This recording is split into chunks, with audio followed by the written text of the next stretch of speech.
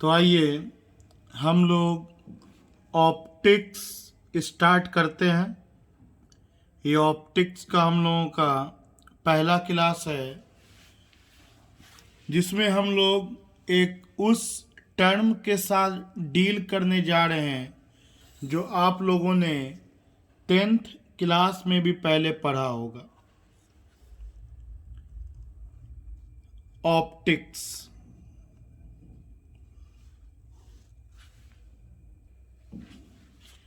इसके बारे में कहा जा सकता है, it is the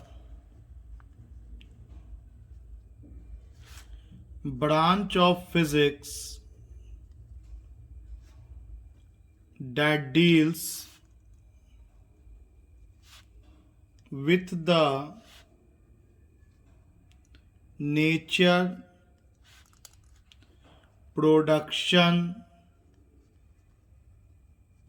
and propagation of light.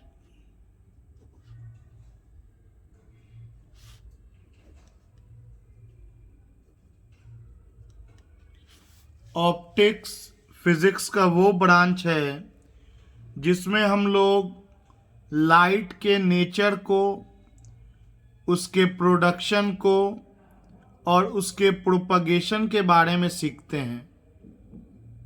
जैसे लाइट का जो नेचर है वो इलेक्ट्रोमैग्नेटिक वेव का है, वो ट्रांसवर्स इन नेचर होता है, जो हम लोगों ने चैप्टर 8 में सीखा था। लाइट को प्रोड्यूस कर सकते हैं इलेक्ट्रिक फील्ड को कंटिन्यूअसली चेंज करके मैग्नेटिक फील्ड में, एंड मैग्नेटिक फील्ड को कंटिन्यूअसली चेंज करके इलेक्ट्रिक फील्ड में। लाइट का प्रोपगेशन मतलब लाइट चलेगा किस तरह से, एक जगह से दूसरे जगह ट्रैवल कैसे करेगा, तो इन सारे बातों को फिजिक्स का जो ब्रांच डील करता है उसे हम लोग ऑप्टिक्स के नाम से जानते हैं। इसका दो बेसिक ब्रांच है, टू बेसिक कैटेगरीज। एक में हम लोग इसका ज्योमेट्रिकल पार्ट देखेंगे जिसे हम लोग रे ऑप्टिक्स के नाम से जानते हैं, और इसी को ज्योमेट्रिकल ऑप्टिक्स कहते हैं। और सेकेंड पार्ट वेव का एक्चुअल नेचर को डील करेगा कि वेव ट्रैवल कैसे करता है from one medium to another, उसे हम लोग फिजिकल ऑप्टिक्स कहते हैं। और वेव नेचर के नाम से जानते हैं, वेव ऑप्टिक्स। तो ये तो ऑप्टिक्स के बारे में बेसिक लाइन लिखा गया। आइए हम लोग रे ऑप्टिक्स से अपने कहानी को स्टार्ट करते हैं। रे ऑप्टिक्स देखिए, रे ऑप्टिक्स में बेसिकली दो तरह का फेनोमेनन हम लोग को स्टडी करना होता है। एक होता है रिफ्लेक्शन, जिसमें लाइट जाएगा किसी सिल्वर्ड सरफेस से टकरा करके उसी मीडियम में वापस आ जाएगा। और दूसरा हिस्सा होगा रिफ्रैक्शन, जिसमें लाइट एक मीडियम से दूसरे मीडियम में ट्रैवल करेगा। So again, let us start from the term refraction.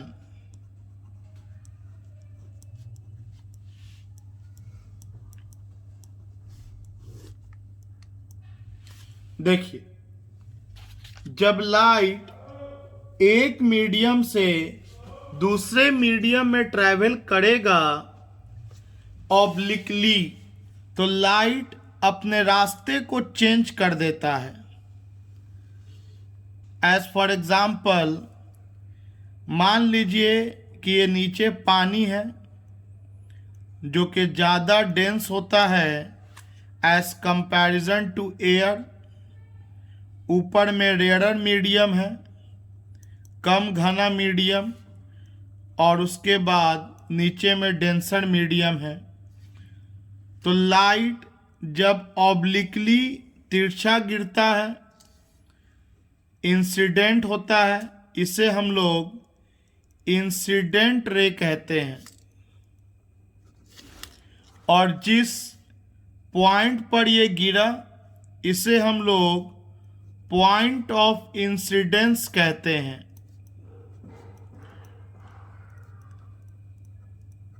और ये वो सरफेस है जिस पर डेंसर मीडियम और रेयरर मीडियम इस जगह पर मिल रहा है, इसे हम लोग इंटरफेस कहते हैं।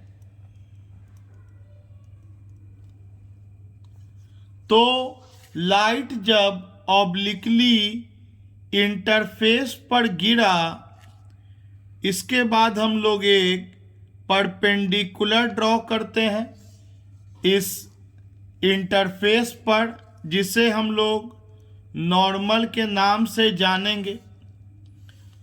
तो लाइट और इंसिडेंट रे और नॉर्मल के बीच यहाँ एक एंगल बनेगा आई, जिसे एंगल ऑफ इंसिडेंस कहा जाएगा। तो लाइट को तो सीधे ट्रैवल कर जाना चाहिए था, लेकिन ये पाया गया कि जब लाइट रेयरर मीडियम से डेंसर मीडियम में ट्रैवल करता है तो ये नॉर्मल की तरफ बेंड कर जाता है, नॉर्मल की तरफ बेंड कर जाता है। और ये जो लाइट रे मैंने बनाया, दिस इज कॉल्ड रिफ्रैक्टेड रे। अभी मैं आपको सारे टर्म्स से रूबरू करा रहा हूं, किस लाइन को किस नाम से जानते हैं। और ये रिफ्रैक्टेड रे और नॉर्मल के बीच यहाँ जो एंगल बनता है आर, इसे एंगल ऑफ रिफ्रैक्शन के नाम से जाना जाता है। Angle of refraction. तो हम लोगों ने इस फिगर में देखा कि लाइट रे जब ऑब्लिकली किसी इंटरफेस पर इंसिडेंट किया, तो जब हमने नॉर्मल खींचा तो ये रे सीधे जाने के बजाय ये नॉर्मल की तरफ बेंड कर गया। It bends towards the normal, bends towards the normal. और इसी फेनोमेनन को हम लोग रिफ्रैक्शन के नाम से जानते हैं। इस प्रक्रिया को हम लोग रिफ्रैक्शन के नाम से जानते हैं कि the phenomenon of change in the direction of the path of light when it goes from one transparent medium to another is known as refraction of light। तो आइए हम लोग रिफ्रैक्शन ऑफ लाइट को अब इंग्लिश में define कर लें।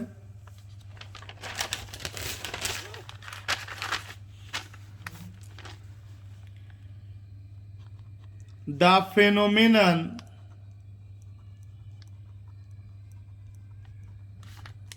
of change in the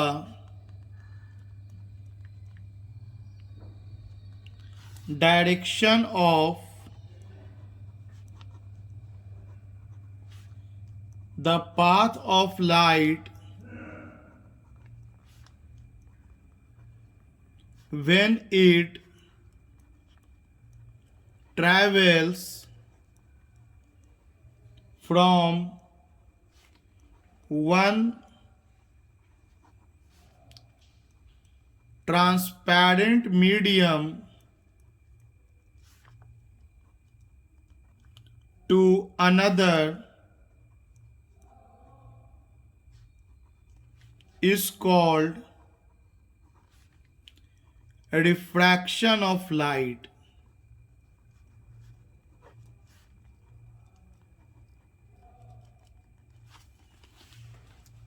The phenomenon of change in the direction of path of light when it travels from one transparent medium to another is called refraction of light. तो हम लोगों ने सीखा कि light जब एक ट्रांसपेरेंट मीडियम से दूसरे ट्रांसपेरेंट मीडियम में ट्रैवल करता है तो ये अपने रास्ते को चेंज कर देता है, और इसी फेनोमेनन को हम लोग रिफ्रैक्शन ऑफ लाइट के नाम से जानते हैं। अगर पहला वाला रेयरर मीडियम है और दूसरा वाला डेंसर मीडियम है, तो देखिए एक संयोग, एक कोइंसिडेंस पाया गया स्नेल के द्वारा एक बात को ऑब्जर्व किया गया जिसे स्नेल्स लॉ के नाम से जानेंगे। वो बात क्या था? उस बात को आप इस तरह से समझिए कि स्नेल ने देखा कि जब दो मीडियम को फिक्स कर लिया गया, मीडियम 1 को और मीडियम 2 को, एक पार्टिकुलर पेयर ले लिया गया, चाहे हवा और पानी का ले लो, चाहे गिलास और पानी का ले लो, चाहे गिलास और हवा का ले लो। तो जब दो पेयर को ले लिया गया और एक पार्टिकुलर वेवलेंथ ऑफ लाइट को इंसिडेंट कराया गया, तो ये पाया गया कि ये जो साइन एंगल ऑफ इंसिडेंस होगा और ये जो साइन एंगल ऑफ रिफ्रैक्शन होगा, इसका रेशियो हमेशा सेम आ रहा था। कहने का मतलब क्या कि अगर ये angle as for example 60 degree लिया और ये मेरा आर 30 डिग्री हुआ, तो स्नेल ने देखा कि sine 60 sine angle of incidence, sine 30 sine angle of refraction. थोड़ा सॉल्व करते हैं। साइन 60 डिग्री √3/2, साइन 30 डिग्री 1/2, तो ये आ गया √3। उन्होंने जब एंगल को चेंज किया, एज फॉर एग्जाम्पल उन्होंने एंगल को 60 से बढ़ाकर अगर 70 डिग्री किया, तो उन्होंने ऑब्जर्व किया कि जब एंगल 60 से बढ़ाकर 70 डिग्री करा तो ये साइन का वैल्यू भी चेंज कर गया, ये एंगल ऑफ रिफ्रैक्शन भी चेंज कर गया। ये साइन कुछ इस तरह का एंगल बन गया, मान लेते हैं बी बन गया। तो उन्होंने पाया कि साइन 70 डिग्री और ये जो भी एंगल बना हो 70 डिग्री के लिए, इन दोनों का जो रेशियो था वो फिर √3 ही मिला। इन्होंने ऑब्जर्व किया कि जब एंगल ऑफ इंसिडेंस चेंज किया तो एंगल ऑफ रिफ्रैक्शन भी अपने आप को चेंज किया और हमेशा इस तरह से ही अपने आप को एडजस्ट किया कि जो पहली बार में sine I by sine are का वैल्यू आया था वही value sine 70 degree by sine B पर आया, दैट इज √3। उन्होंने फिर एंगल को घटा के भी देखा, 60 के जगह पे मान लो 50 डिग्री ले लिया, तो साइन एंगल ऑफ इंसिडेंस जब 50 डिग्री ले लिया तो अगेन एंगल ऑफ रिफ्रैक्शन कुछ इस तरह से चेंज हुआ। मान लो अब इसका एंगल C हो गया, तो एंगल ऑफ रिफ्रैक्शन भी उसके अकॉर्डिंग चेंज हुआ कि उन दोनों का रेशियो फिर √3 ही आया। तो स्नेल ने इसको लॉ का नाम दे दिया कि अगर दो मीडियम हम फिक्स कर लें और लाइट जिसको इंसिडेंट करा रहे हैं उसका वेवलेंथ फिक्स कर लें, मतलब हर बार अगर मैं रेड लाइट से किया पहली बार तो हर बार रेड ही कलर के लाइट से मैं एक्सपेरिमेंट करूंगा, अगर ग्रीन कलर से मैं एक्सपेरिमेंट कर रहा हूं तो हर बार ग्रीन कलर के लाइट से ही मैं एक्सपेरिमेंट करूंगा। तो उन्होंने कहा कि अगर एक पार्टिकुलर वेवलेंथ ऑफ लाइट को सिलेक्ट कर लिया जाए और दो मीडियम को ले लिया जाए तो sign angle of incidence by sine angle of refraction का जो रेशियो आएगा वो हमेशा कांस्टेंट आएगा। यही स्नेल्स का सेकंड लॉ था। फर्स्ट लॉ हम लोग देखेंगे जो बहुत आसान है। तो स्नेल्स का सेकंड लॉ क्या था? स्नेल्स लॉ ऑफ रिफ्रैक्शन, या इसको सेकंड लॉ कर दिया जाए। Snell's second law of refraction क्या स्टेट करता है, क्या बताता है? States that for a particular wavelength of light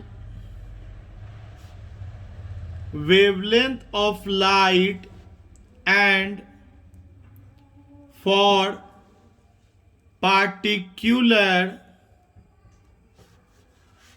pair of media, medium का plural media, for particular pair of media, sine angle of incidence, sine angle of refraction का ratio हर बार constant आएगा, and this constant is known as refractive index, relative refractive index.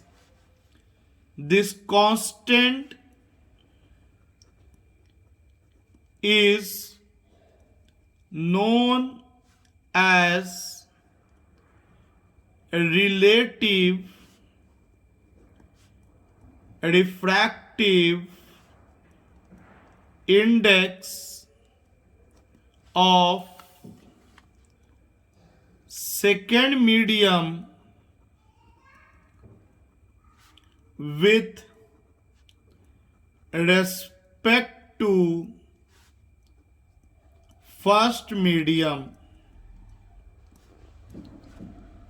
मतलब उन्होंने कहा कि sine angle of incidence and sine angle of refraction का ratio constant होगा, जिसमें second medium का रिफ्रैक्टिव इंडेक्स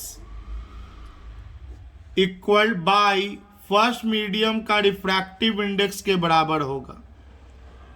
सेकेंड मीडियम का refractive index with respect to first medium का रिफ्रैक्टिव इंडेक्स को ऐसे भी लिखा जा सकता है, या सेकेंड मीडियम का refractive index with respect to first medium का रिफ्रैक्टिव इंडेक्स ऐसे भी लिखा जा सकता है। एनसीईआरटी बुक में म्यू सिंबल ना यूज करके N21 यूज किया, N का यूज किया रिफ्रैक्टिव इंडेक्स के लिए। तो उन्होंने यही कहा कि sine I by sine are का जो रेशियो होगा वो हमेशा कांस्टेंट होगा, और उस कांस्टेंट को नाम दिया गया relative refractive index of second medium with respect to first medium. आइए थोड़ा समझते हैं हम लोग प्रैक्टिकली कि किसी मीडियम का रिफ्रैक्टिव इंडेक्स पता कैसे करेंगे। How can we find the refractive index of certain medium. तो सबसे पहले आइए हम लोग एयर से स्टार्ट करते हैं। एयर और वैक्यूम, यूनिफॉर्म एयर का बात कर रहे हैं। देखिए, अगर हवा में आप एक लाइट को जाने देंगे और हवा से हवा में जाने दें, तो अब तो एक सिंगल मीडियम है और रिफ्रैक्शन के लिए हमको तो दो मीडियम चाहिए। तो एक काम करते हैं, थोड़ा देर के लिए इमेजिन कर लेते हैं कि हवा में एक इंटरफेस बना दिया, हवा में एक इंटरफेस बना दिया, इंटरफेस के ऊपर भी एयर और इस इंटरफेस के नीचे भी एयर, और मुझे रिफ्रैक्टिव इंडेक्स पता करना है क्या होता है उसका मतलब एयर का। तो मैंने हवा में इमेजिन कर लिया एक इंटरफेस, और इस इंटरफेस के इस पॉइंट को, जिसको हम लोग पॉइंट ऑफ इंसिडेंस कहते हैं, इस पर हम लोग एक नॉर्मल ड्रॉ कर लिया, एक नॉर्मल ड्रॉ कर लिया, and this angle is angle of incidence. मान लेते हैं ये एंगल ऑफ इंसिडेंस है 30 डिग्री। तो आप सोच सकते हैं कि क्योंकि हवा से हवा में जा रहा है तो ये लाइट तो सीधा निकल जाएगा, ये लाइट तो सीधा निकल जाएगा, और क्लियरली ये वर्टिकली अपोजिट एंगल हो गया, तो एंगल ऑफ रिफ्रैक्शन भी 30 डिग्री। तो आप स्नेल्स लॉ थोड़ा लगा के देखो, वो कहता है कि sine I by sine r, i के जगह पे sine 30 by sine are, sine are के जगह पे भी 30, ये रिलेटिव रिफ्रैक्टिव इंडेक्स देगा। तो यहां तो मीडियम एयर ही है, तो कह सकते हैं कि एयर का रिफ्रैक्टिव इंडेक्स देगा, क्योंकि एयर बाय एयर तो एयर ही हो जाएगा मेरा। तो ये रिलेटिव रिफ्रैक्टिव इंडेक्स देगा। तो ये रिफ्रैक्टिव इंडेक्स ऑफ एयर देगा। आप सोच सकते हैं ये कट जाएगा, ये 1 आएगा, मतलब एयर का रिफ्रैक्टिव इंडेक्स 1 होता है। डेफिनेटली ये सब कहीं प्रूफ नहीं करना है, ये डायरेक्ट आपको याद करा दिया जाता है कि एयर का रिफ्रैक्टिव इंडेक्स 1। बस मैं थोड़ा कॉन्सेप्ट को और बेहतर कराना चाह रहा हूँ कि आखिर 1 हुआ तो कैसे इसको एक्सप्लेन कर सकते हैं। तो एक्सप्लेनेशन यही है, स्नेल्स के लॉ को लगा देंगे, sine I by sine R जो भी आएगा वो रिफ्रैक्टिव इंडेक्स कहलाता है, और क्योंकि ये पूरा मीडियम एयर है तो इसको हम लोग रिफ्रैक्टिव इंडेक्स ऑफ एयर कहेंगे। अगर आप सोचो मैं एंगल ऑफ इंसिडेंस को बदल दूं, अगर ये अब 60 डिग्री हो गया, तो आप सोच सकते हैं कि एयर तो अभी भी सीधा का सीधा, लाइट तो अभी भी सीधा का सीधा निकल जाएगा। तो जैसा कि हम लोग लॉ में पढ़ा भी था कि अगर एंगल ऑफ इंसिडेंस चेंज करेगा तो एंगल ऑफ रिफ्रैक्शन भी अपने आप को इस तरह से चेंज करेगा कि इन दोनों के रेशियो में कोई चेंज नहीं आएगा। तो क्लियरली आप यहाँ देख सकते हैं कि sine 60 degree by sine 60 degree again 1 हो जाएगा, जो कि रिफ्रैक्टिव इंडेक्स ऑफ एयर है। मतलब आप अब डायरेक्ट याद करके चलिए कि एयर का रिफ्रैक्टिव इंडेक्स 1 होता है। आइए अगर मैं पता करना चाहूं कि पानी का रिफ्रैक्टिव इंडेक्स क्या होगा, पानी का रिफ्रैक्टिव इंडेक्स क्या होगा, तो देखिए हम लोग पहला मीडियम एयर को लेंगे और दूसरा मीडियम पानी को लेंगे। अगर इसका उल्टा लेंगे तो क्या होगा वो भी हम लोग देखेंगे। तो ये मीडियम 1 और ये मीडियम 2। मीडियम 1 वो जिसमें लाइट इंसिडेंट करेगा और मीडियम 2 वो जिसमें लाइट रिफ्रैक्ट करेगा। तो चलिए मीडियम 1 जाहिर सी बात है रेयरर है और ये मीडियम 2 डेंसर है। और एक रे ऑफ लाइट को हमने इंसिडेंट कराया, ये पॉइंट ऑफ इंसिडेंस हुआ। इसके बाद मैं ये एक्सपेरिमेंट कर रहा हूं जहां मैंने ये नॉर्मल ड्रॉ किया, ये समथिंग एंगल ऑफ इंसिडेंस होगा जिसको हम लोग मेजरमेंट कर लेंगे। इसको जाना चाहिए तो था सीधे, लेकिन ये नॉर्मल की तरफ मुड़ गया। जब लाइट रेयरर मीडियम से डेंसर मीडियम में जाता है तो वो नॉर्मल की तरफ मुड़ता है। क्यों मुड़ता है इसका रीज़न हम लोग एक अगले टॉपिक में देखेंगे, cause of refraction of light. ऐसे इसका डिटेल्ड रीज़न हम लोग ऑप्टिक्स के सेकेंड चैप्टर में देखेंगे, वेव ऑप्टिक्स। वहाँ ये जो मैं डायरेक्ट खींच दे रहा हूँ कि इधर आएगा, क्यों आएगा, कैसे आएगा, किधर आएगा, एक एक बात का माइन्यूट स्टडी वेव ऑप्टिक्स में है। ये तो ज्योमेट्रिकल ऑप्टिक्स है कि ऐसे लाइट ट्रैवल करता है, सो खींच दिया गया। तो ये इंसिडेंट रे या एंगल ऑफ इंसिडेंस, और जब लाइट रेयरर से डेंसर ट्रैवल किया तो ये मुड़ गया नॉर्मल की तरफ, it bends towards the normal. As we know, Huygens के प्रिंसिपल के अनुसार sine I by sine are का रेशियो सेकेंड मीडियम का रिफ्रैक्टिव इंडेक्स। तो सेकेंड मीडियम तो मेरा वाटर है, तो यहाँ पे लिखाएगा रिफ्रैक्टिव इंडेक्स ऑफ वाटर, क्योंकि रूल कहता है कि सेकेंड मीडियम का आपको ऊपर लिखना है with respect to refractive index of first medium, और फर्स्ट मीडियम तो आपका एयर है।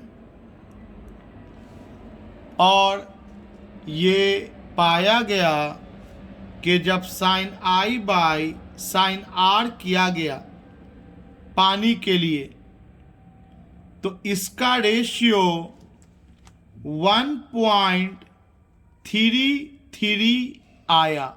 ये आया एक्सपेरिमेंटली, जब sine I by sine are का मेजरमेंट किया गया तो इसका रेशियो 1.33 आया। तो इसका मतलब हुआ कि रिफ्रैक्टिव इंडेक्स, जिसको म्यू से इंडिकेट किया, वाटर का with respect to refractive index air का, क्योंकि रिफ्रैक्टिव इंडेक्स हमेशा रिलेटिव टर्म होता है, सिंगल मीडियम का थोड़ी रिफ्रैक्टिव इंडेक्स होगा। वो तो समझाने के लिए हम पीछे एयर का एयर के साथ ले लिए। क्यों, यहाँ पे उसका फायदा। अब हम जानते हैं कि एयर का रिफ्रैक्टिव इंडेक्स 1 होता है, तो जब ऊपर का समथिंग वैल्यू हो और नीचे 1 हो तो आपको पता है मैथमेटिकली कि 2/1 लिखो या 2 लिखो, दोनों सेम है। हाँ, 1/2 को 2 नहीं लिख सकते, ये अलग अलग चीज है। ये हाफ है, ये दुगना है, और यहां ये भी दुगना है और ये भी 2 है। तो क्योंकि एयर का रिफ्रैक्टिव इंडेक्स 1 होता है, तो ये आपको रिफ्रैक्टिव इंडेक्स ऑफ वाटर निकल गया ओनली। मतलब किसी भी एक सिंगल मीडियम का रिफ्रैक्टिव इंडेक्स चाहिए तो उसको हमेशा कंपेयर करवाइए एयर के रिस्पेक्ट में, एयर के रिस्पेक्ट में, क्योंकि एयर का रिफ्रैक्टिव इंडेक्स 1 होता है। तो इसको ऐसे भी लिखा जा सकता है, रिफ्रैक्टिव इंडेक्स ऑफ वाटर, और कुछ ना लिखा है तो समझ जाइए विथ रिस्पेक्ट टू एयर। अगर कहीं पे लिखा है कि रिफ्रैक्टिव इंडेक्स ऑफ वाटर इतना है तो ये अंडरस्टूड है कि वो विथ रिस्पेक्ट टू एयर हो जाएगा। तो ए ऊपर लिखो या ना लिखो, अंडरस्टूड है, छिपा हुआ है। तो वाटर का रिफ्रैक्टिव इंडेक्स निकालने के लिए मैंने पहला मीडियम क्या लिया, एयर। सोचो कि अगर पहला मीडियम पानी ले लेते और दूसरा मीडियम हवा ले लेते, ऊपर एयर है और नीचे पानी है, और मान लो पानी में से ही कोई टॉर्च मारा, तो याद रखना जरूरी नहीं कि नीचे वाला सेकेंड ही मीडियम कहलाता है। पानी में से सोर्स मारा, टॉर्च मारा, तो ये पानी हो गया इस बार फर्स्ट मीडियम, ये इंसिडेंट रे हो गया, और हवा हो गया इस बार सेकेंड मीडियम। तो इंसिडेंट रे यहां गिरा, यहां नॉर्मल ड्रॉ करेंगे, इसको चल जाना चाहिए था सीधे अनडिफ्लेक्टेड, लेकिन क्योंकि मीडियम चेंज हो गया, डेंसर से लाइट रे हम लोगों का रेयरर में ट्रैवल करेगा तो नॉर्मल से अवे भागेगा। ये नॉर्मल जो था ये उससे दूर भागेगा, जिसे हम लोग एंगल ऑफ रिफ्रैक्शन कहेंगे यहां पर उसे। ये तो नीचे वाला एंगल ऑफ इंसिडेंस हो गया। तो आप देख सकते हैं कि अगर मुझे यहां पर फिर लॉ को यूज करना है तो आप सोच सकते हैं कि sine I by sine R करेंगे तो refractive index of second medium, तो इस बार सेकेंड मीडियम तो एयर है, हवा है, with respect to first medium.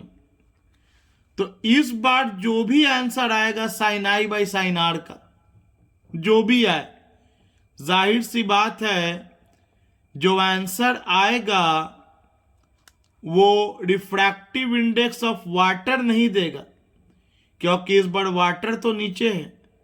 ये वाटर अगर ऊपर होता तब वो रिफ्रैक्टिव इंडेक्स ऑफ वाटर दे देता।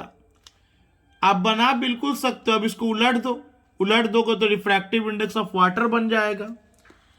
लेकिन डायरेक्ट अगर सोचना है तो यही याद रखना है कि जो पहला मीडियम होना चाहिए वो एयर होगा।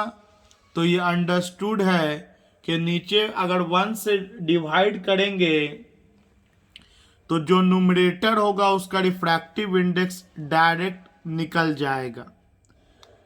तो इस तरह से रिफ्रैक्टिव इंडेक्स ऑफ वाटर को पता किया जा सकता है।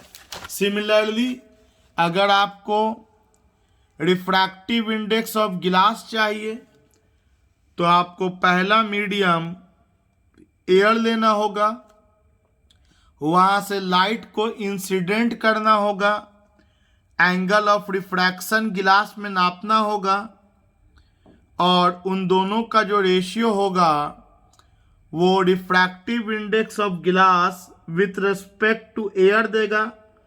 और क्योंकि नीचे एयर होगा जिसका वैल्यू 1 होता है तो वो आपको रिफ्रैक्टिव इंडेक्स ऑफ गिलास मिल जाएगा। सोचो अगर कहानी ये हो कि ऊपर में आपको पानी हो और ये वाला नीचे वाला हिस्सा में आपको गिलास हो, जैसे आपका पेपर वेट होता है, ये नीचे वाला हिस्सा में आपका गिलास हो और लाइट ट्रैवल करे पानी से गिलास में। तो थिंक अबाउट इट, लाइट रे आया, यहां पर पॉइंट ऑफ इंसिडेंस जिस पर नॉर्मल ड्रॉ करेंगे, ये एंगल ऑफ रिफ्रैक्शन, लाइट को चल जाना चाहिए था इधर, लेकिन ये रेयरर मीडियम से डेंसर मीडियम में ट्रैवल कर रहा है, क्योंकि जनरली गिलास ज़्यादा डेंस होता है कंपेयर टू वाटर। तो ये लाइट रे नॉर्मल की तरफ बेंड करेगा अगेन, ये एंगल ऑफ रिफ्रैक्शन। तो अब अगर मैं फॉर्मूला लिखना चाहूं तो सोचो कैसे लिखाएगा। तो बोलेंगे sir sine I by sine are, sine angle of incidence and sine angle of refraction का रेशियो कांस्टेंट होता है, जिसे हम लोग refractive index of second medium जो कि गिलास है with respect to first medium जो कि वाटर है। अब सोचो कि गिलास का रिफ्रैक्टिव इंडेक्स अगर मुझे चाहिए तो मैं सोच लूँगा पहले गिलास का एयर के रेस्पेक्ट में, अगर वाटर का चाहिए तो वाटर का निकाल लूँगा एयर के रेस्पेक्ट में, और दोनों को जब मैं डिवाइड कर दूंगा तो गिलास का विथ रेस्पेक्ट टू वाटर निकल जाएगा। कहने का मतलब ये है कि ये तो गिलास का निकला विथ रेस्पेक्ट टू वाटर, बिल्कुल ये लाइन सही है, गिलास का विथ रेस्पेक्ट टू वाटर। लेकिन इसको ऐसे भी लिखा जा सकता है mu G divided by 1 mu W divided by 1, क्योंकि 1 से किसी को डिवाइड करेंगे तो फर्क नहीं पड़ेगा। तो mu G divided by refractive index of air, mu W divided by refractive index of air. Again similar reason कि एयर का रिफ्रैक्टिव इंडेक्स 1 होता है, तो refractive index of glass with respect to air by refractive index of water with respect to air. मतलब ये सारा term एक जैसे बात को बता रहा है। मतलब गिलास का वाटर के रेस्पेक्ट में अगर आपको चाहिए तो आप गिलास का निकाल लो, एयर के रेस्पेक्ट में तो आपको गिलास का निकल जाएगा।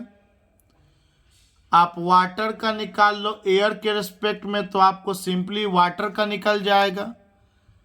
और फिर आप दोनों को एक दूसरे के रेस्पेक्ट में जब निकालोगे तो गिलास का निकलेगा विथ रेस्पेक्ट टू वाटर। मैं हर तरह से चीज़ों को आपको बताना और समझाना चाह रहा हूं। तो अब तक हम लोगों ने ये समझा सिंपल सा लाइन कि अगर एक पार्टिकुलर वेवलेंथ ऑफ लाइट को ले लिया जाए और पेयर ऑफ मीडियम का सिलेक्शन कर लिया जाए तो आप आई को अगर चेंज भी करेंगे तो आर कुछ इस तरह से चेंज करेगा कि साइन एंगल ऑफ इंसिडेंस और साइन एंगल ऑफ रिफ्रैक्शन का जो रेशियो होगा वो कांस्टेंट होगा, हर बार सेम आंसर आएगा।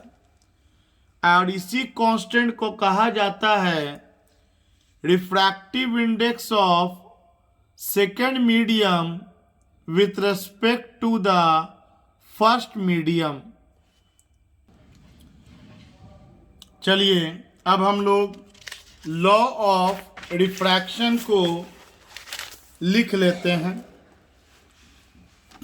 कि लॉज ऑफ रिफ्रैक्शन क्या है। तो पहला है कि incident ray, normal and refracted रे तीनों सेम प्लेन में लाई करता है। All lie in the same plane. तो पहला लॉ है incident ray, refracted ray and normal all lie, lie मतलब रहना, all lie in the same plane. दूसरा है कि sine angle of incidence and sine angle of refraction का ratio किसी पार्टिकुलर वेवलेंथ ऑफ लाइट के लिए and particular pair of media के लिए हमेशा कांस्टेंट रहेगा। तो चलिए सेकंड बात क्या कहता है,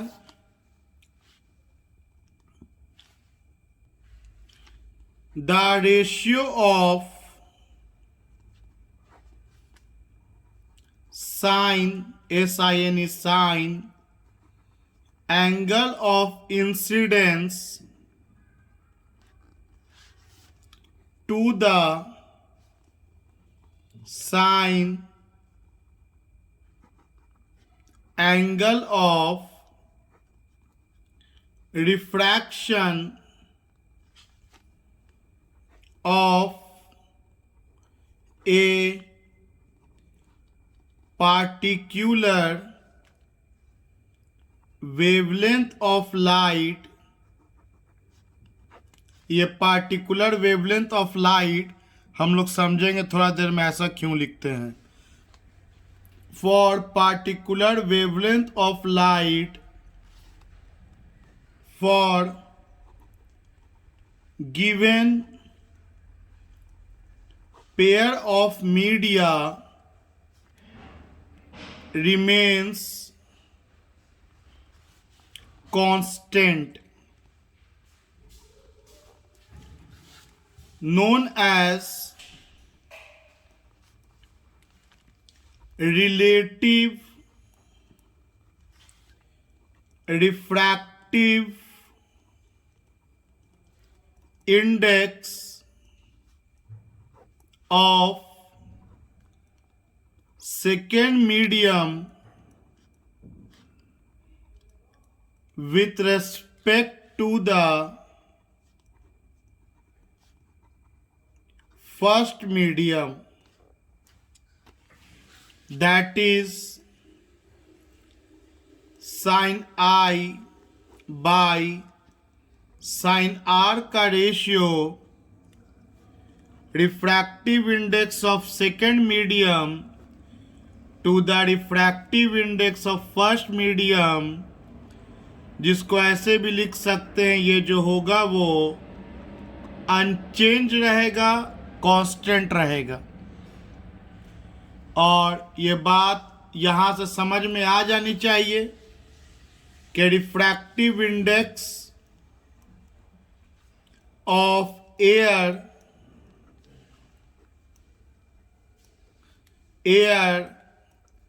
और वैक्यूम 1 होता है।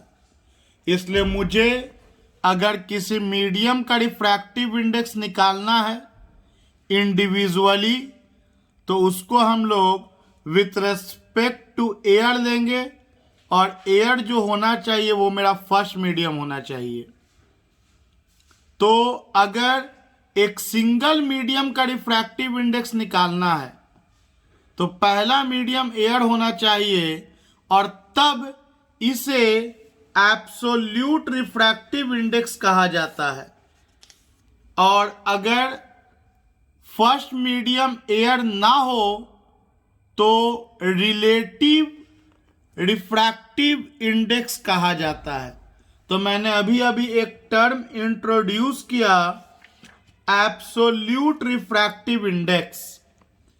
तो एब्सोल्यूट रिफ्रैक्टिव इंडेक्स तभी हो सकता है जब पहला मीडियम एयर हो।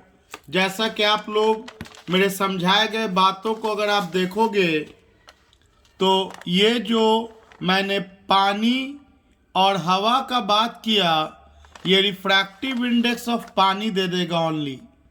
तो it is called absolute refractive index.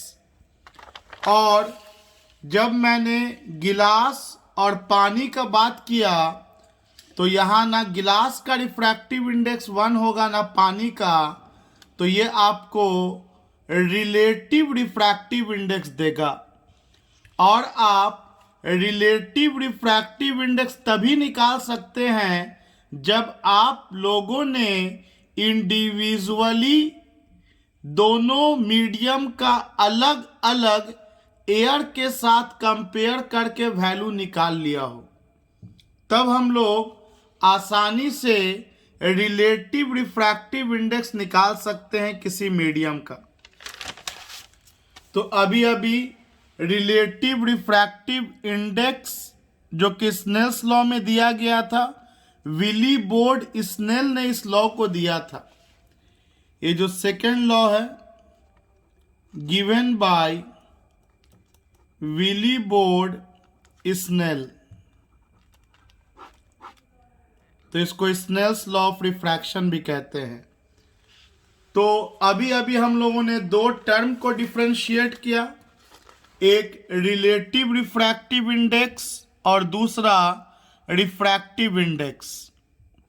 आइए अब हम लोग सीखते हैं रिलेटिव रिफ्रैक्टिव इंडेक्स का क्या डिफिनीशन होगा।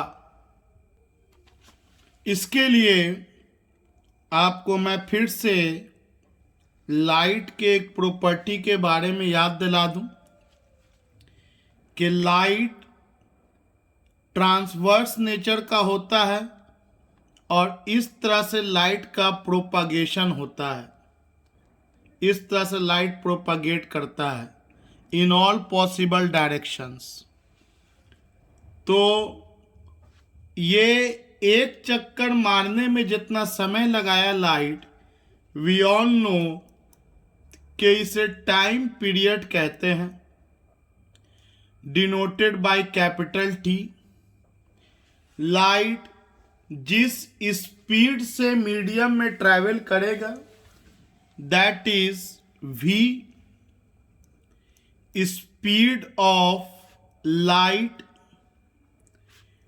In certain medium. अलग अलग मीडियम में लाइट का स्पीड भी अलग अलग होगा। और एक चक्कर मारने में लाइट जितना दूरी ट्रैवल करेगा that is called wave length. और अगर सिंपली मैं आपको समझाऊं तो आप लोग जानते हैं कि distance equal to speed into time. तो यहाँ डिस्टेंस हो गया वेवलेंथ, स्पीड हो गया यहाँ v और टाइम हो गया यहाँ t। तो हम लोग लिख सकते हैं wavelength equal to speed into time, lambda equal to v into t। Also ये भी आप लोग जानते हैं कि reciprocal of time period, reciprocal of time period is called frequency. Time period का रेसिप्रोकल फ्रीक्वेंसी कहलाता है। तो हम लोग लिख सकते हैं wavelength equal to v into 1/न्यू। तो न्यू इक्वल टू हो गया v/लैम्डा।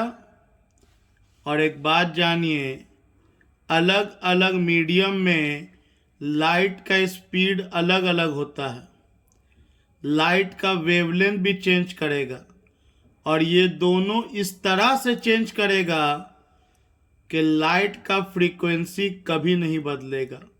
Very important. लाइट के पास 3 फिजिकल एसोसिएटेड प्रॉपर्टी है, वेवलेंथ, स्पीड एंड फ्रीक्वेंसी। और फ्रीक्वेंसी लाइट का वो प्रॉपर्टी है जो मीडियम पे डिपेंड नहीं करता है। मीडियम हवा हो या मीडियम पानी हो या मीडियम गिलास हो, अगर एक लाइट एक मीडियम से दूसरे मीडियम में ट्रैवल किया तो frequency of light never changes. देखिए थोड़ा समझते हैं इसको हम लोग। मान लेते हैं कि ये हिस्सा एयर है और इसके बाद पानी है। तो देखिए लाइट ट्रैवल कैसे करेगा।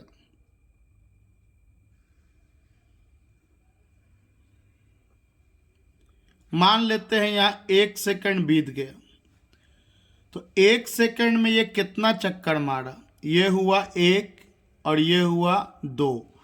तो 1 सेकंड में ये 2 चक्कर मारा, फ्रीक्वेंसी 2 हो गया।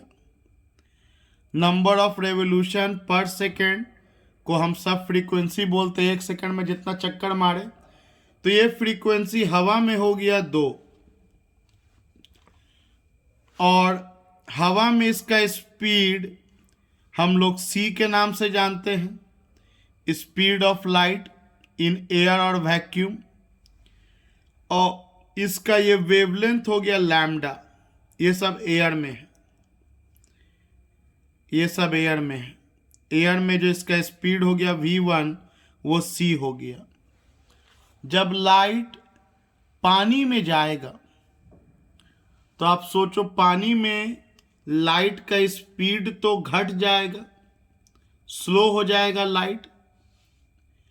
अब लाइट का स्पीड अगर घट गया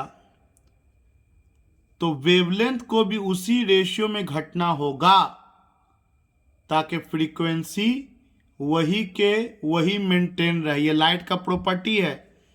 लाइट का एनर्जी हम सब जानते हैं, लाइट का एनर्जी उसके फ्रीक्वेंसी पे डिपेंड करता है, जिसके प्रोपोर्शनल को हटा के h लगाया जाता है, Planck's constant E equal to H new.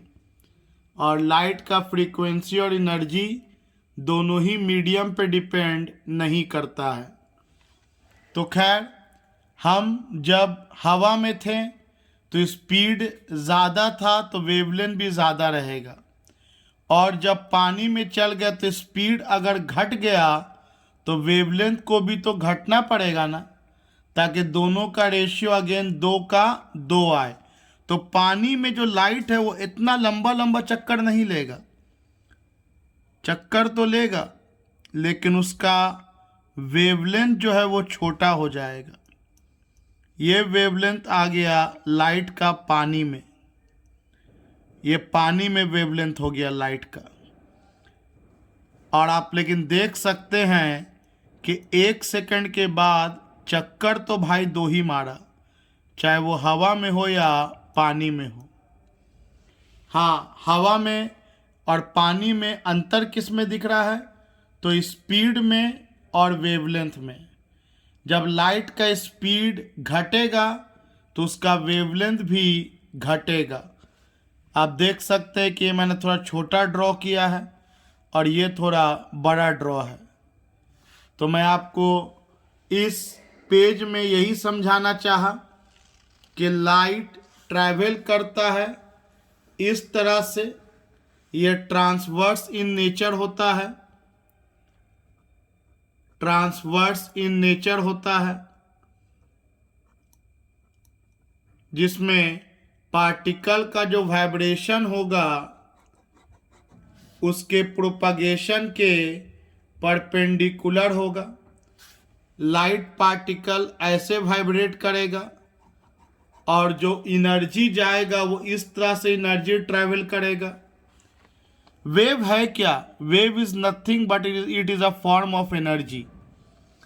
तो जब पार्टिकल वाइब्रेट करेगा तो प्रोपगेशन जब उसके परपेंडिकुलर होगा, इसी को तो हम लोग ट्रांसवर्स वेव कहते हैं।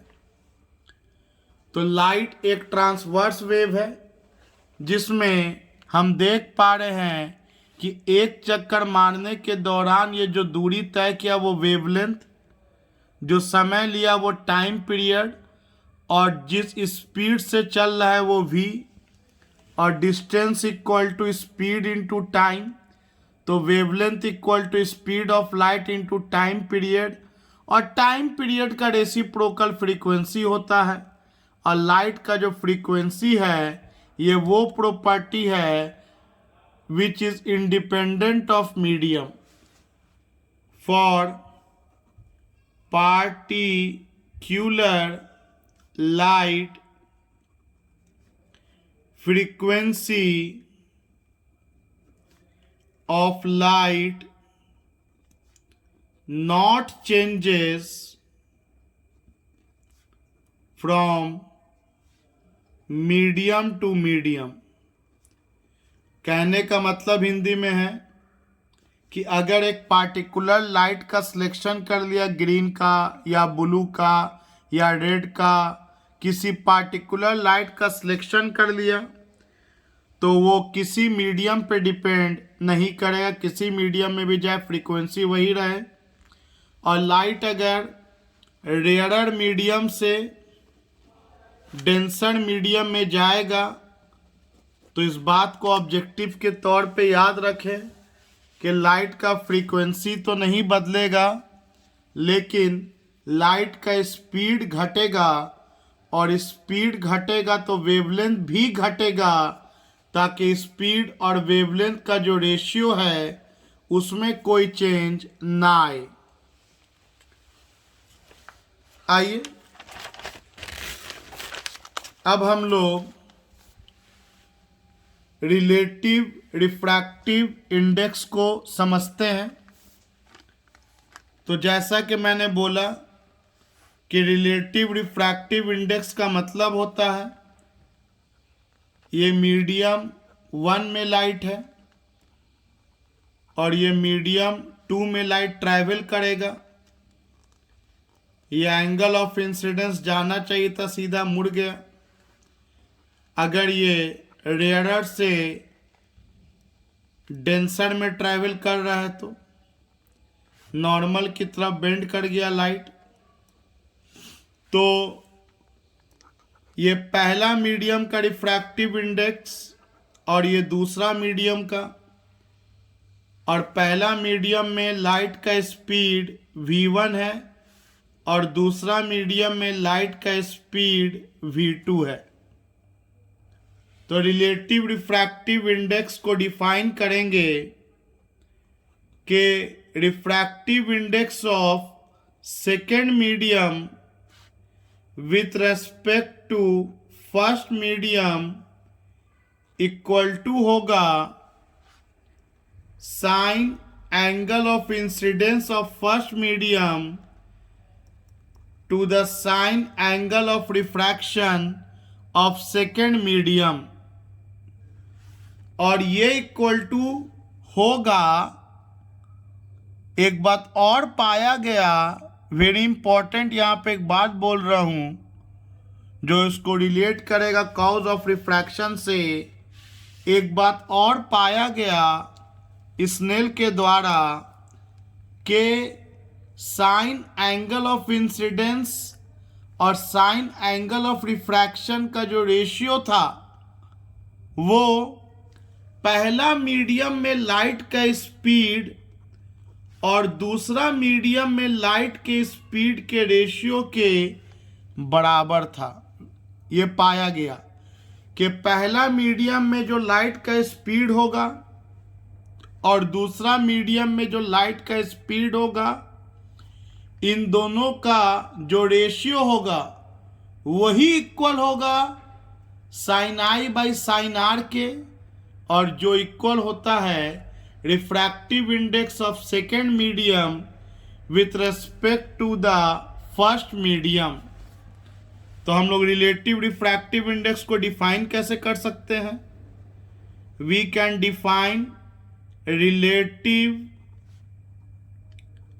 Refractive index, it is defined as ratio of speed of light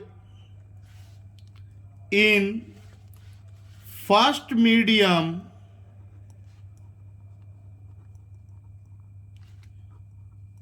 to the speed of light in second medium. बहुत सिंपल, फर्स्ट मीडियम में लाइट का स्पीड देख लीजिए और सेकेंड मीडियम में लाइट का स्पीड देख लीजिए और उन दोनों का रेशियो कर दीजिए, वही कहलाएगा सेकेंड मीडियम का refractive index with respect to the first medium, जिसको लिख सकते हैं second medium with respect to the first medium. ऐसे भी लिखा जा सकता है, जो होगा फर्स्ट मीडियम में लाइट का speed to the second medium में लाइट का speed, and which is definitely equal to constant. अब आप सोचो, ये तो डिफाइन कर दिया, अब इसमें थोड़ा और आगे बढ़ते हैं। सेकेंड मीडियम का refractive index with respect to first medium का, जैसा कि हम लोगों ने देखा भी कि wavelength equal to speed into time period या स्पीड बाय फ्रीक्वेंसी। तो speed of light equal to frequency into wavelength. तो इसको क्या लिखा जा सकता है? इसको लिखा जा सकता है फ्रीक्वेंसी वेवलेंथ किस मीडियम में? तो पहला मीडियम का स्पीड है तो पहला मीडियम का wavelength, wavelength of light in first medium. Frequency तो सेकेंड मीडियम में भी वही रहेगा, to the wavelength of light in second medium. तो ये कैंसिल हो गया, मतलब wavelength of light in first medium by wavelength of light in second medium का भी रेशियो कांस्टेंट रहेगा, जिसे हम लोग रिलेटिव रिफ्रैक्टिव इंडेक्स के नाम से जानेंगे। और जैसे ही मैं आपको वेवलेंथ बोलता हूं तो आपके दिमाग में आना चाहिए, अगर ऊपर का रेयर है तो इसका वेवलेंथ बड़ा होगा एज कंपेयर टू नीचे वाले के वेवलेंथ के। जैसा कि मैंने आपको बताया पिछले पेज में कि डेंसर मीडियम में वेवलेंथ छोटा हो जाएगा एज कंपेयर टू बड़ा मीडियम में वेवलेंथ बड़ा रहेगा, क्योंकि स्पीड ज़्यादा होगा तो वेवलेंथ भी ज़्यादा होगा, स्पीड कम होगा तो वेवलेंथ भी कम होगा, ताकि उनका रेशियो कांस्टेंट रहे। तो this is the another definition of relative refractive index. तो इसको हम लोग ऐसे भी डिफाइन कर सकते हैं, it is also defined as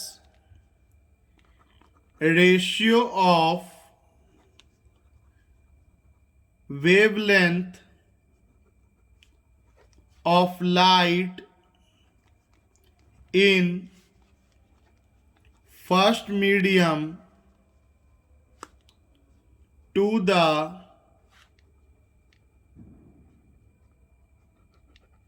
wavelength of light in second medium।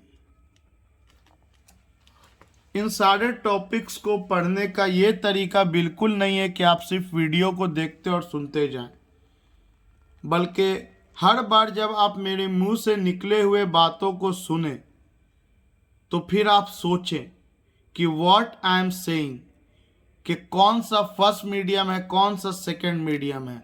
Just आप सुनते चले जाएंगे और वीडियो खत्म हो जाएगा। मोर स्टडी मोर प्रॉब्लम का कॉन्सेप्ट अप्लाई हो जाएगा। अगर किसी तरह का कोई कंफ्यूजन नहीं होना है तो जैसे ही आपने ये बात बोला, सुना मेरे मुंह से, आप पॉज कीजिए वीडियो को, आप फिर सोचिए इस तरह से चीज़ों को, फिर आप सोचिए कि यहाँ हो क्या रहा है, कौन सा मीडियम बाई कौन सा मीडियम कर रहे हैं हम लोग। तो आपको ये टॉपिक बहुत ही आसान हो जाएगा। तो चलो, ये तो हम लोगों ने रिलेटिव रिफ्रैक्टिव इंडेक्स को डिफाइन किया। अब अगर मैं आपसे एब्सोल्यूट रिफ्रैक्टिव इंडेक्स को बोलूं डिफाइन करो, या मैं सिंपली बोलूं कि रिफ्रैक्टिव इंडेक्स को डिफाइन करो, तो इसका मतलब होता है कि किसी मीडियम के रिफ्रैक्टिव इंडेक्स को तभी आप डिफाइन कर सकते हैं जब वो विथ रिस्पेक्ट टू एयर हो। जैसा कि आपको मैंने कॉन्सेप्ट ऑलरेडी दे रखा है कि क्योंकि एयर का रिफ्रैक्टिव इंडेक्स 1 होता है तो उसको हम लोग एयर से कंपेयर कर सकते हैं, तो वो मीडियम का निकल जाएगा। So our next related topic is absolute refractive index. कुछ नया नहीं करना है, बस इतना कंफर्म है कि जब लाइट रे आएगा इंसिडेंट होगा, नॉर्मल ड्रॉ करेंगे, एंगल ऑफ इंसिडेंस बनाएंगे। इसको जाना चाहिए था इधर, मान लो कि ये रेयरर से डेंसर में जा रहा है।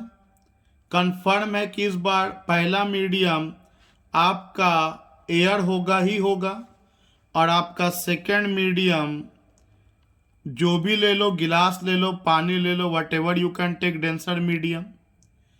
तो लाइट नॉर्मल की तरफ बेंड कर जाएगा।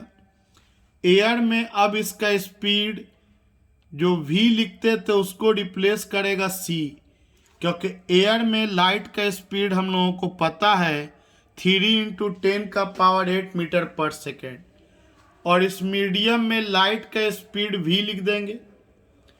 एयर का रिफ्रैक्टिव इंडेक्स, ये पहला मीडियम है तो 1 हो जाएगा, और ये मीडियम का रिफ्रैक्टिव इंडेक्स, क्योंकि एक का रिफ्रैक्टिव इंडेक्स 1 है तो मैं इसको μ2 ना लिख करके सिंपली म्यू भी लिख सकता हूं कि मीडियम का रिफ्रैक्टिव इंडेक्स है।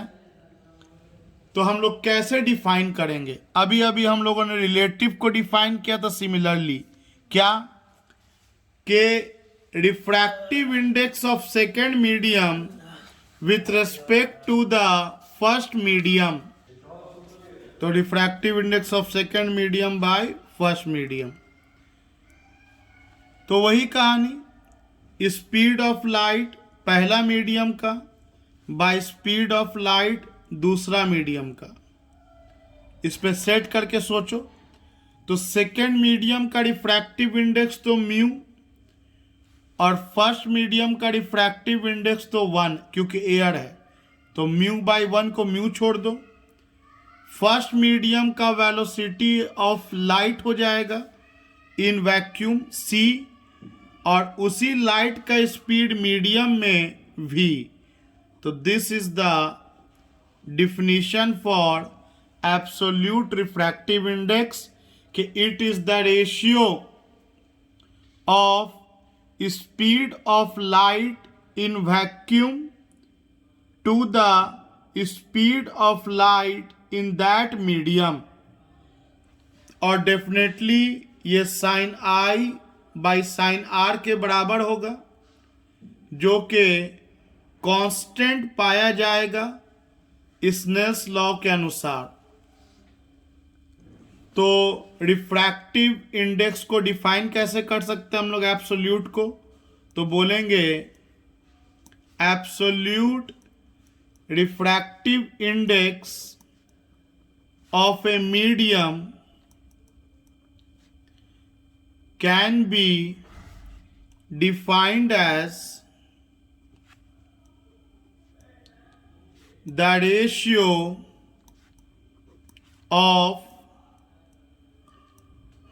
speed of light in vacuum or air to the speed of light in that medium.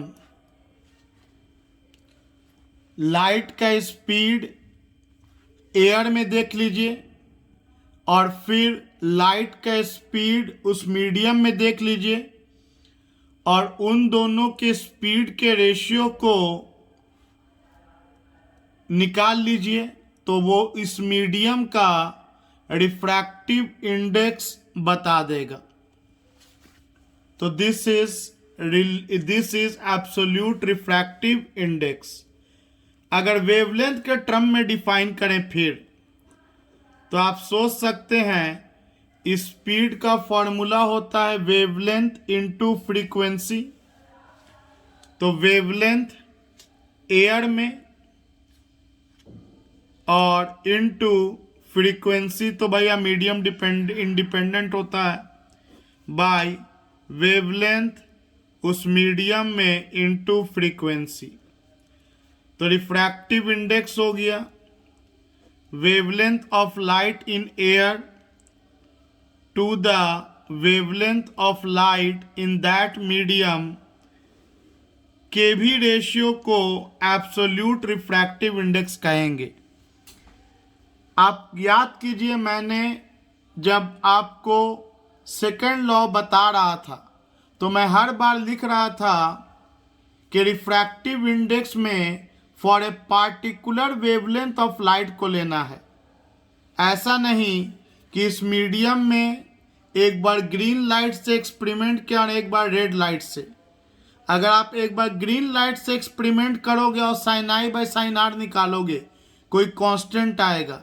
अगर आप ग्रीन की जगह रेड लाइट कर दोगे तो ये कांस्टेंट चेंज कर जाएगा भले आपका मीडियम दोनों वही रहे, क्योंकि sine I by sine are का जो वैल्यू है वो क्लियरली आप देख सकते हैं कि ये वेवलेंथ ऑफ लाइट यूज पे भी डिपेंड कर रहा है। वेवलेंथ ऑफ लाइट यूज पे डिपेंड कर रहा है। अगर आप एक्सपेरिमेंट के दौरान लाइट के वेवलेंथ को बदल दो मतलब लाइट के सोर्स को बदल दोगे तो आपका sine I by sine are का जो रेशियो है वो भी बदल जाएगा, फिर वो कांस्टेंट नहीं रहेगा। ये तब तक कांस्टेंट रहेगा जब तक आप हर बार या तो रेड लाइट से एक्सपेरिमेंट करते रहो या हर बार ब्लू लाइट से एक्सपेरिमेंट करते रहो या हर बार ग्रीन लाइट से एक्सपेरिमेंट करते रहो या येलो लाइट से।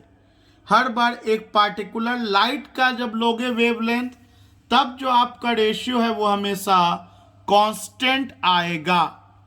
और इसीलिए मैं जब डिफाइन करता था तो मैं बोलता था हर बार कि refractive index of second medium to first medium constant रहेगा for a particular wavelength of light and for a given pair of media. तो ये मैंने आप लोगों को एब्सोल्यूट रिफ्रैक्टिव इंडेक्स बताया।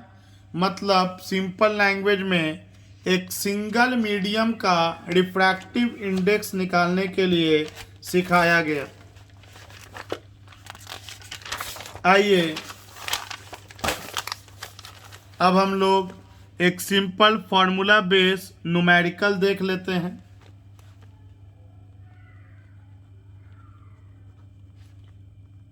What is the speed of light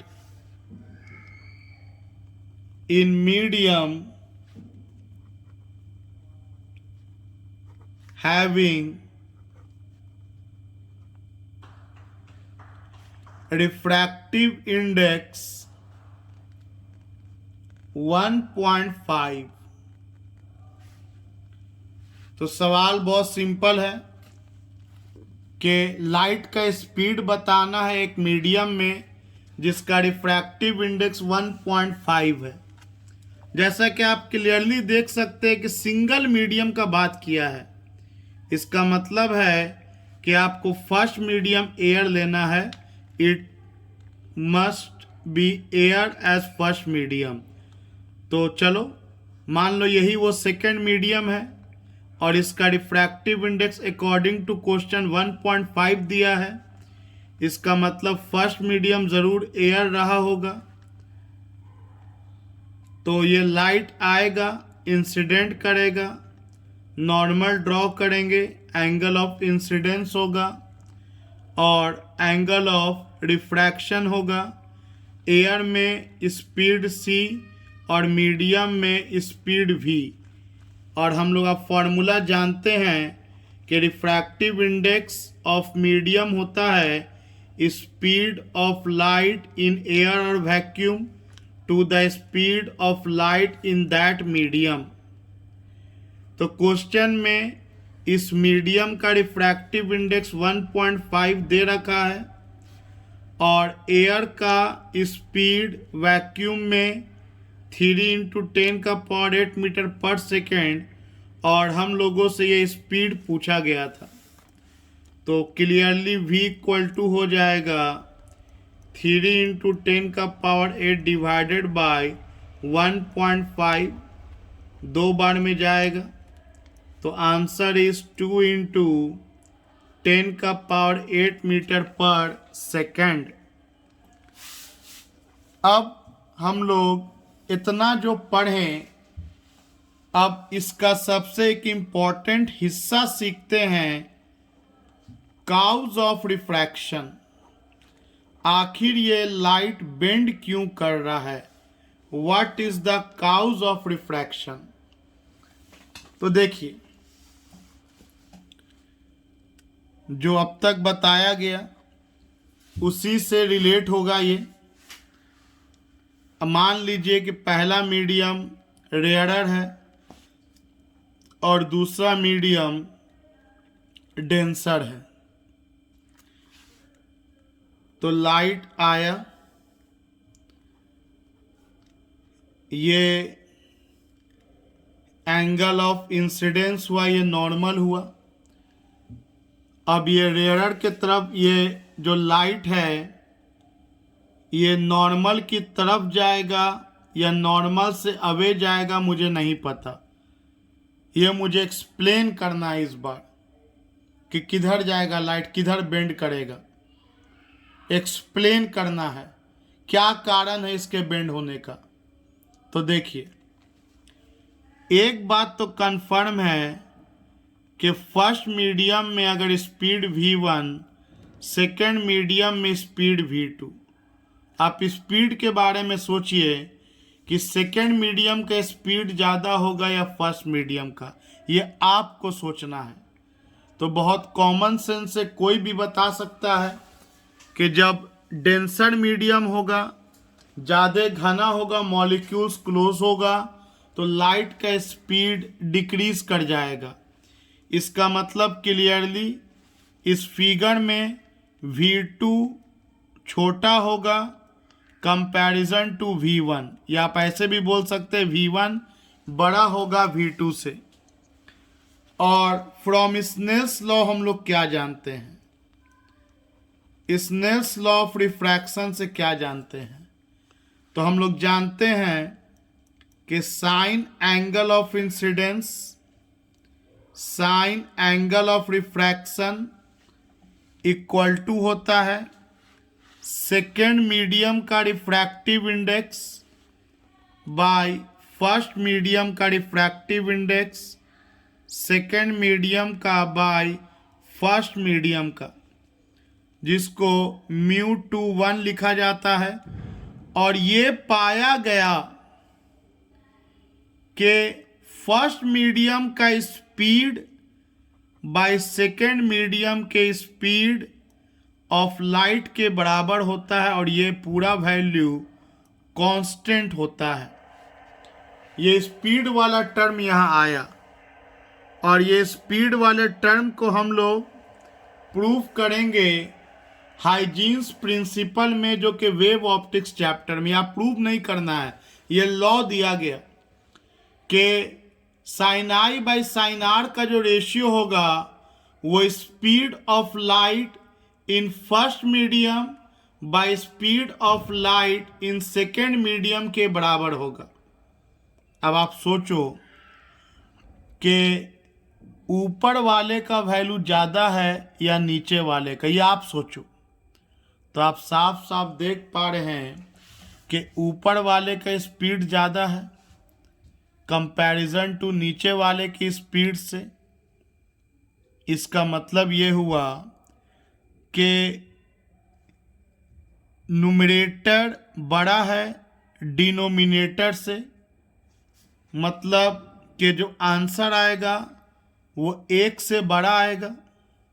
इत्मीनान से सोचो कि स्पीड ऊपर वाले का बड़ा है, रेयरर मीडियम का, लाइट का स्पीड रेयरर में ज़्यादा है और डेंसर में कम, तो जो आंसर आएगा वो एक से बड़ा आएगा। तो V1 बाई V2 का रेशियो एक से बड़ा आएगा, मतलब μ21 एक से बड़ा आएगा, मतलब कि sine I by sine are का वैल्यू एक से बड़ा आएगा। और ये बड़ा कब आ सकता है? जब न्यूमरेटर बड़ा हो और डिनोमिनेटर छोटा हो, तभी ना एक से बड़ा आएगा। इसका मतलब है कि डिनोमिनेटर छोटा हो मतलब एंगल ऑफ रिफ्रैक्शन छोटा होना चाहिए, क्योंकि साइन का वैल्यू जैसे जैसे बढ़ता है वैसे वैसे उसका आंसर बढ़ता है। जैसे साइन 30 से बड़ा साइन 60 होता है, उससे बड़ा साइन 90 होता है। तो आपको तो नीचे वाला वैल्यू छोटा चाहिए, तब ना ये एक से बड़ा हो पाएगा रेशियो। तो ऊपर वाले के कंपैरिजन में नीचे वाला हमको छोटा चाहिए।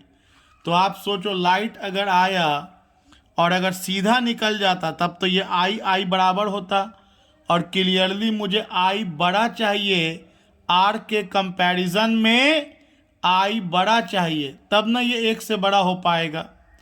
तो इसको नॉर्मल की तरफ बेंड करना होगा। नॉर्मल की तरफ जब ये बेंड करेगा, ऑटोमेटिक आर जो है वो आई के कंपैरिजन में छोटा हो जाएगा। तो रिफ्रैक्शन का काउज है क्या? Change in speed of light. एक लाइन का जवाब, लाइट के स्पीड का चेंज होना जब वो एक मीडियम से दूसरे मीडियम में ट्रैवल करता है, that is the cause of refraction. Cause of refraction है change in speed of light when it travels from one medium to another, one medium to another। जब एक मीडियम से दूसरे मीडियम में जाएगा तो लाइट का स्पीड चेंज करेगा। तो we can clearly see here when the light travels from rarer medium to denser medium, speed of light decreases. As a result, refractive index of second medium with respect to first medium is less than 1, which equals sin I by sin R less than 1. It means sin I must be greater than sin R. It means I must be greater than R. It means the refracted ray must bend towards the normal। चलो इसको हम लोग लिख लेते हैं।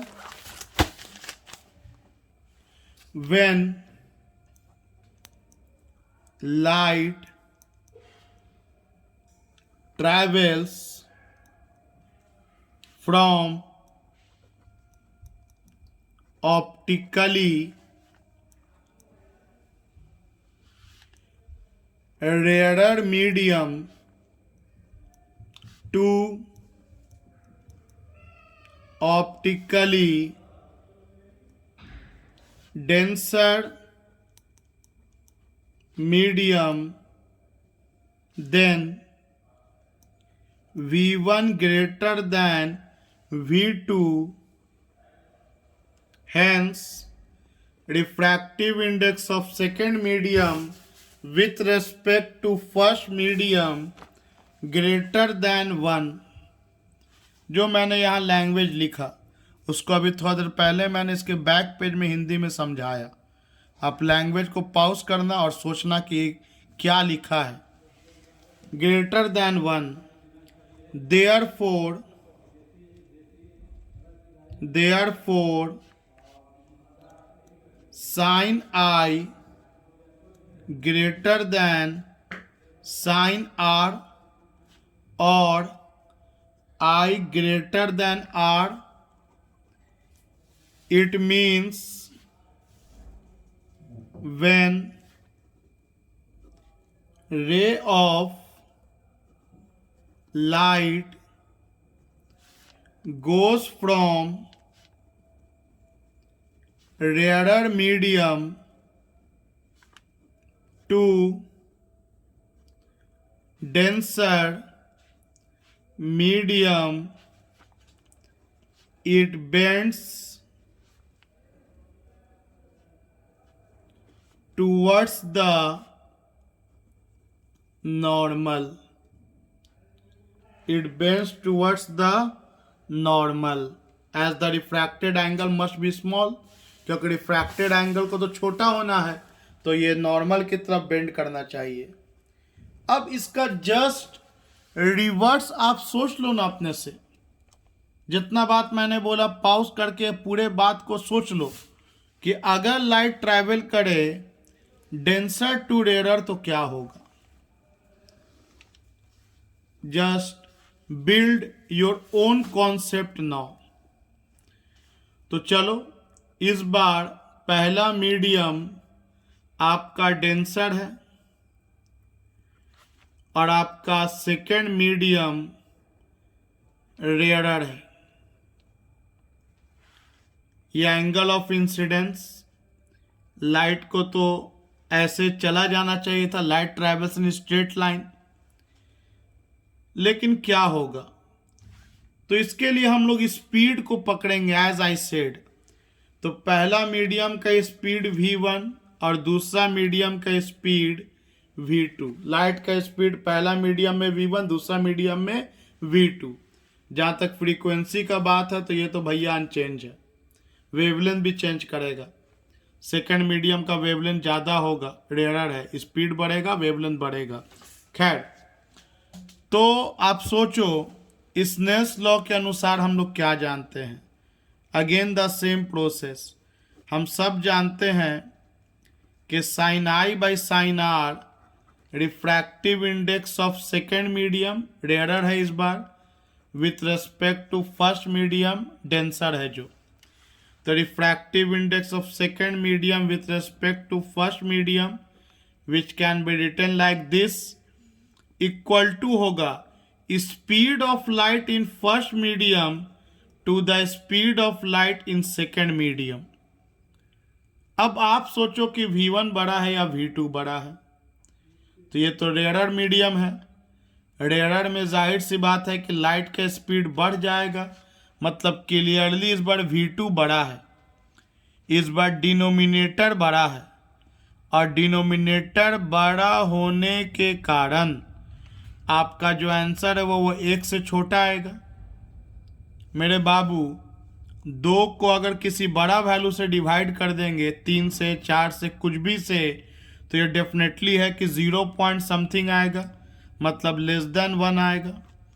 तो इस बार आपका डिनोमिनेटर बड़ा है न्यूमरेटर से, तो ये लेस देन 1 आएगा। तो जस्ट पिछला का रिवर्स कहानी हो जाएगा क्या कि इस बार v1 बाई v2 1 से छोटा है। इसका मतलब μ21 भी 1 से छोटा आएगा। इसका मतलब कि sine I by sine are का वैल्यू भी 1 से कम आएगा, और ये कम आने का मतलब है कि नीचे वाला वैल्यू बड़ा, ऊपर वाला छोटा। इसका मतलब इस बार आर बड़ा हो जाएगा आई के कंपैरिजन में। इस बार आर अगर बड़ा होगा आई के कंपैरिजन में, तब ना ये लेस देन 1 आएगा, मतलब रिफ्रैक्टेड एंगल इस बार बड़ा होना चाहिए। तो जाहिर सी बात है, अगर ये सीधा निकलता तो ये तो आई और आई वर्टिकली अपोजिट एंगल बराबर होता, तो इस बार incident ray away from normal चल जाएगा, ताकि आपका रिफ्रैक्टेड रे एंगल ऑफ आपका रिफ्रैक्टेड एंगल इंसिडेंट एंगल से बड़ा हो जाए। तो कह सकते हैं हम लोग इस तरह से, इसको कहानी में अच्छे से खुद से लिखिएगा कि when light travels from optically, यहां आ जाएगा डेंसर मीडियम से ऑप्टिकली रेयरर मीडियम में, तब V2 बड़ा हो जाएगा V1 से, जिसके कारण आपका μ21